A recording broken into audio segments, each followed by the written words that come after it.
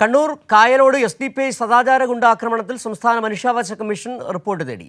2 ദിവസത്തിനകം സംസ്ഥാന police മേധാവിയോട് report സമർപ്പിക്കാൻ നിർദ്ദേശിക്കുകയും ചെയ്തു. വിവരങ്ങളുമായി ഇപ്പോൾ സന്തോഷ് ചേരുകയാണ്. സന്തോഷ്, ഏതായാലും പോലീസിനോട് റിപ്പോർട്ട് സമർപ്പിക്കാൻ നിർദ്ദേശിച്ചിട്ടുണ്ട്. ഒപ്പം തന്നെ ഈ കുടുംബം, ഈ റസീനയുടെ കുടുംബത്തിനെതിരെ വലിയ തരത്തിലുള്ള സമ്മർദ്ദം വരുന്നുണ്ടെന്നുള്ള വിവരങ്ങൾ കൂടി പുറത്തു വരുന്നുണ്ട്.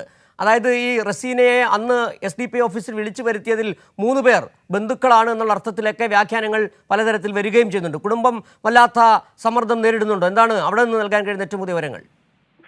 സിജു, ഈ ഒരു കേസുമായി ബന്ധപ്പെട്ട് പോലീസ് പ്രധാനമായും 2 കാര്യങ്ങളാണ് പരിഗണിച്ചത്. ഒന്ന്, ഈ റസീനയുടെ ആത്മഹത്യാ കുറിപ്പാണ്. അത് ശരീരത്തിൽ ഒളിപ്പിച്ചു വെച്ച നിലയിലുണ്ടായിരുന്ന ആത്മഹത്യാ കുറിപ്പിൽ വളരെ വിശദമായും തന്നെ 3 പേജുകളിലായി ഈ സംഭവങ്ങൾ വിശദീകരിച്ചിട്ടുണ്ട്. രണ്ടാമത്, റസീനയ്ക്കൊപ്പം ഈ ഒരു ആക്രമണത്തിന്, സദാചാര ഗുണ്ട ആക്രമണത്തിനിരയായ യുവാവിന്റെ മൊഴിയാണ് പോലീസ് പ്രധാനമായും പരിഗണിച്ചത്. ഈ 2 കാര്യങ്ങൾ പരിശോധിച്ചപ്പോഴും അതിനൊപ്പം തന്നെ ചില ശാസ്ത്രീയ തെളിവുകൾ കൂടി ശേഖരിച്ചുകൊണ്ട് CCTV ദൃശ്യങ്ങളും ഫോൺ രേഖകളും എല്ലാം ശേഖരിച്ചാണ് പോലീസ് ഈ കേസിൽ അന്വേഷണം മുന്നോട്ട് കൊണ്ടുപോകുന്നത്. അതുകൊണ്ട് തന്നെ ഇതിനോടകം തന്നെ അന്വേഷണ സംഘത്തിന് വളരെ വ്യക്തമായും ഈ വലിയ രീതിയിലുള്ള സദാചാര ഗുണ്ട ആക്രമണവും ഇവർക്ക് 2 പേർക്ക് നേരെയും ശാരീരികവും മാനസികവുമായിട്ടുള്ള ആക്രമണവും ഉണ്ടായിട്ടുണ്ട് എന്നുള്ള കാര്യം പോലീസിന് ബോധ്യപ്പെട്ടിട്ടുണ്ട്. അതിന്റെ അടിസ്ഥാനത്തിലാണ് പോലീസ് കേസെടുക്കുകയും അറസ്റ്റ് രേഖപ്പെടുത്തുകയും ചെയ്തിട്ടുള്ളത്.